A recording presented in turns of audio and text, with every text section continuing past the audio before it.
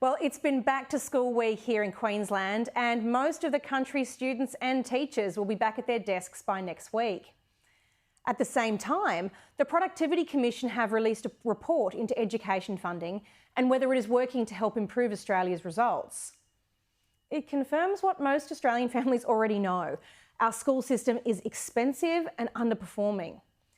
The Productivity Commission found that NAPLAN performance has not improved in the period from 2008 to 2021, and that the performance of Australian students as compared with students from other nations has continued to slide. That's despite record funding of $116 billion across all governments in 2020 to 21.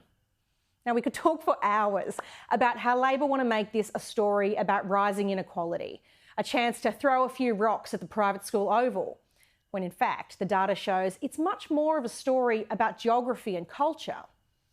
But instead, I want to go beyond politics and into the practical. Teachers nationwide are working in really difficult circumstances.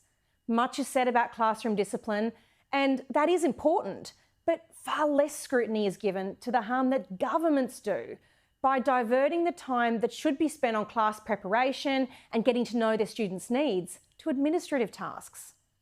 In a moment, we'll hear from experienced teacher Natalie Davies, who'll be giving us some examples.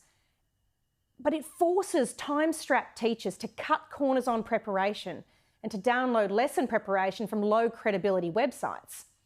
The Productivity Commission found up to 71% of teachers reported using teaching methods without evidentiary support for their effectiveness as a result. This manifests in tired and frustrated teachers, unable to perform at their best and unwilling to stay in the profession for the long term. The Productivity Commission recommendation to develop a portal of resources and lesson plans that stop teachers from having to reinvent the wheel or from using poorly evidenced materials would help. But so too would a serious effort to simplify administration to the bare minimum necessary and for the performance of these tasks to be done wherever possible by non-classroom staff. Despite former Minister Tudge's persistent efforts to direct the bureaucrats to simplify and declutter the Australian curriculum, teachers remain overwhelmed by the requirement to teach too many things at the expense of embedding foundational skills. Now, while there are compelling arguments about the harm done by the political content that persists in the curriculum, for example, a negative view of history, enthusiasm for identity politics or eco-extremism, the very best reason for removing these topics lies in time management. Children need the classroom time and space to master the basics of reading and writing and mathematics in a fun and engaging way.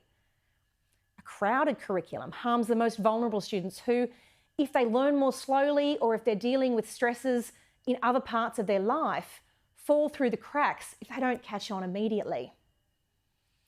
This is the sleeper issue to emerge from so-called online learning in the COVID period, especially in Victoria. Students have been expected to continue with the curriculum as though there were no disruption at all.